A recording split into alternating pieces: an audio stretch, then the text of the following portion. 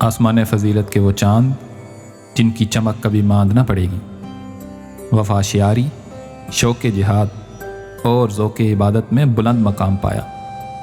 کم عمری سے لے کر شہادت تک رسول اللہ صلی اللہ علیہ وآلہ وسلم کا ساتھ نبھایا۔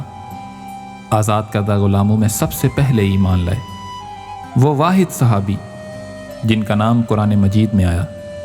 صحابہ کرام میں حب النبی یعنی نبی کے محبوب کا لقب پایا۔ کئی مرتبہ آپ صلی اللہ علیہ وآلہ وسلم نے جن کو امیر لشکر بنا کر روانہ فرمایا، اور خدا کے فضل سے ہر مرتبہ آپ نے کامیابی کا جھنڈا لہرایا۔ رحمت عالم صلی اللہ علیہ وآلہ وسلم کی غلامی میں آنے والے، شفقتوں اور محبتوں کے سائے میں پروان چڑھنے والے اس غلام کا نام سیدنا زید بن حارثہ رضی اللہ عنہ ہے۔ یہ شرف اور یہ شان کسی کو حاصل نہیں ہے۔ آپ کو یہ شرف کیسے حاصل ہوا اور آپ کی سیرت کے حسین پہلو کیا ہیں، آئیے جانتے ہیں۔ آپ رضی اللہ عنہ کا نام زید، کنیت ابو اسامہ اور لقب حب رسول اللہ صلی اللہ علیہ وآلہ وسلم ہے۔ والد کا نام حارثہ ہے جس کا تعلق قبیلہ بنی قلب قضاء سے تھا، اور والدہ سعدی بن سالبہ ہیں جن کا تعلق قبیلہ بنی معن وتی سے تھا۔ نبی کریم صلی اللہ علیہ وآلہ وسلم کے اعلان نبوت کرنے سے پہلے صحرائے عرب میں ایک ماں اپنے 8 سالہ بچے کے ساتھ جا رہی تھی کہ راہزنوں نے حملہ کر کے تمام مال و اسباب لوٹ لیا اور جاتے ہوئے بچے کو اٹھا لے گئے۔ راہزنوں نے مکہ کے مشہور بازار عکاظ میں اس بچے کو فروخت کے لیے پیش کر دیا۔ ادھر سیداتنا خدیجہ الکبریٰ رضی اللہ عنہا نے اپنے بھتیجے حکیم بن حزام سے فرمایا، میرے لیے ایک عربی النسل سمجھدار غلام خرید لاؤ۔ حکیم بن حزام رضی اللہ عنہ نے بازار میں اسی بچے کو دیکھا تو اسے خرید کر اپنی پھپھی کو پیش کر دیا۔ جب سیدہ خدیجہ الکبریٰ رضی اللہ عنہا سرور کونین صلی اللہ علیہ وآلہ وسلم کے نکاح میں آئیں تو رحمت عالم صلی اللہ علیہ وآلہ وسلم کے دل کو اس بچے کی عادات اس قدر بھائیں کہ سیدہ خدیجہ رضی اللہ عنہا سے اس غلام کو طلب کر لیا۔ انہوں نے اس غلام کو بارگاہ اقدس صلی اللہ علیہ وآلہ وسلم میں بطور تحفہ پیش کر دیا۔ یوں سیدنا زید رضی اللہ عنہ کے نصیب جاگ گئے۔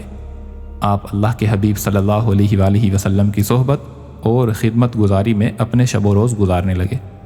سیدنا زید رضی اللہ عنہ کی قوم کے چند افراد حج کی غرض سے مکہ آئے تو انہوں نے سیدنا زید رضی اللہ عنہ کو پہچان لیا اور جا کر ان کے والد کو خبر دی کہ تمہارا بیٹا غلامی کی زندگی بسر کر رہا ہے۔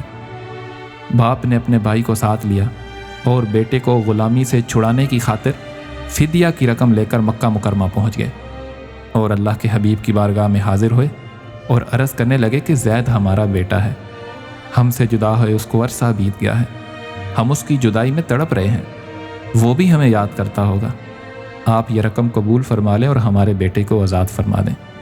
پیارے آقا صلی اللہ علیہ وآلہ وسلم نے ارشاد فرمایا، زید سے پوچھ لو، اگر وہ آپ کے ساتھ جانا چاہے تو فدیہ کے بغیر ہی اسے لے جائیں، اور اگر نہ جانا چاہے تو پھر اسے چھوڑ دینا۔ سیدنا زید رضی اللہ عنہ کے والد اور چچا ان کے پاس ہے اور انہیں اپنے ساتھ چلنے کو کہا۔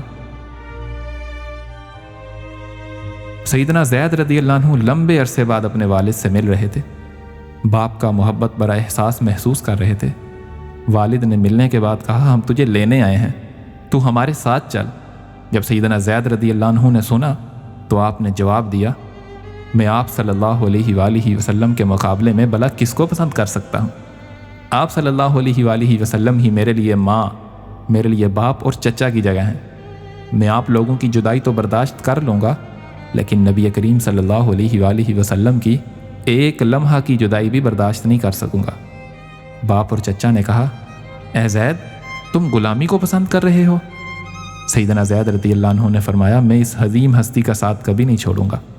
سیدنا زید رضی اللہ عنہ کی غیر معمولی محبت کو دیکھ کر پیارے آقا صلی اللہ علیہ وآلہ وسلم نے انہیں آزاد فرما دیا اور فرمایا، زید میرا بیٹا ہے۔ والد اور چچا نے سیدنا زید رضی اللہ عنہ پر یہ اعزاز و اکرام دیکھا تو خوشی سے مطمئن ہو کر واپس لوٹ گئے۔ اعلان نبوت کے 10ویں سال ماہ شوال میں رسول اللہ صلی اللہ علیہ وآلہ وسلم نے طائف کا سفر کیا تو سیدنا زید رضی اللہ عنہ بھی ساتھ تھے۔ جب کفار نے رحمت عالم صلی اللہ علیہ وآلہ وسلم پر پتھروں کی بارش کی، تانا زنی کی، تالیاں بجائیں تو سیدنا زید رضی اللہ عنہ دوڑ دوڑ کر اپنے آقا پر آنے والے پتھروں کو اپنے بدن پر لیتے تھے اور رحمت عالم صلی اللہ علیہ وآلہ وسلم کو بچانے کی کوشش کرتے، یہاں تک کہ آپ کا سر زخمی ہو گیا۔ ایک مرتبہ آپ رضی اللہ عنہ سفر پر روانہ ہوئے تو ایک منافق آپ کے ساتھ ہو لیا۔ ایک کھنڈر کے پاس پہنچ کر وہ منافق کہنے لگا ہم یہیں آرام کرتے ہیں۔ دونوں اندر داخل ہوئے، سیدنا زید رضی اللہ عنہ آرام کرنے لگے۔ یہ دیکھ کر اس منافق نے آپ کو رسی سے مضبوطی کے ساتھ باندھ دیا اور آپ کو قتل کرنا چاہا۔ آپ نے اس سے پوچھا تو مجھے کیوں مارنا چاہتا ہے؟ اس نے جواب دیا اس کی وجہ یہ ہے کہ محمد صلی اللہ علیہ وآلہ وسلم تم سے محبت کرتے ہیں اور میں ان سے شدید نفرت کرتا ہوں۔ تو آپ رضی اللہ عنہ نے فوراً پکارا یا رحمان اغثنی، اے اللہ میری مدد فرما۔ اچانک منافق کے کانوں میں آواز آئی تیری بربادی ہو، اسے قتل مت کرنا۔ منافق کھنڈر سے باہر نکلا مگر اسے کوئی نظر نہیں آیا۔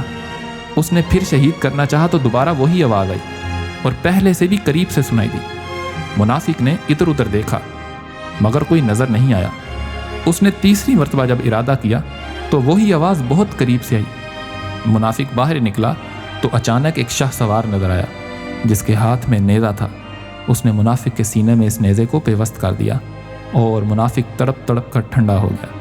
شاہ سوار اندر داخل ہوا اور آپ رضی اللہ عنہ کی رسیاں کھولتے ہوئے کہنے لگا تم مجھے جانتے ہو؟ میں جبرائیل ہوں، مجھے اللہ نے بھیجا ہے۔ جب غزوہ موتا کا مارکا رونما ہوا، سیدنا زید رضی اللہ عنہ لشکر اسلام کے علم بردار تھے۔ آپ علیہ الصلوۃ والسلام نے اس لشکر کا امیر سیدنا زید رضی اللہ عنہ کو بنایا۔ اس مارکے میں مسلمانوں کی تعداد صرف 3000 تھی جبکہ رومی لشکر کی تعداد 1,00,000 تھی جو کہ اس دور کے سب سے بہترین اسلحے سے لیس تھے۔ آپ رضی اللہ عنہ نے لڑائی شروع ہونے سے پہلے کفار کو اسلام کی دعوت دی لیکن رومی طاقت کے نشے میں مست تھے، انہوں نے دعوت کو رد کر دیا۔ یہ منظر دیکھ کر آپ رضی اللہ عنہ گھوڑے سے اتر کر ننگے پاؤں میدان جنگ میں کود پڑے۔ ان کے جذبہ جہاد کو دیکھ کر مسلمانوں نے بھی نہایت جوش کے ساتھ حملہ کیا۔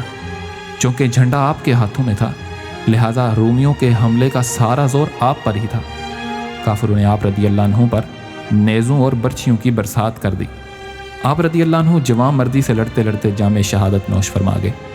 ادھر مدینہ طیبہ میں اللہ کے حبیب صلی اللہ علیہ وآلہ وسلم مسجد نبوی میں منبر پر تشریف فرما تھے اور آپ صلی اللہ علیہ وآلہ وسلم اپنے صحابہ کو جنگ موتا کے حالات سے آگاہ فرما رہے تھے۔ جب سیدنا زید رضی اللہ عنہ نے جام شہادت نوش کیا تو مدینہ میں اللہ کے حبیب نے صحابہ کرام کو آپ کی شہادت کی خبر سنائی۔ پیارے آقا صلی اللہ علیہ وآلہ وسلم کی آنکھوں سے آنسو جاری ہو گئے۔ اللہ کریم سیدنا زید رضی اللہ عنہ کی قبر انور پر رحمتوں کا نزول فرمائے اور ان کے صدقے ہماری مغفرت فرمائے، آمین۔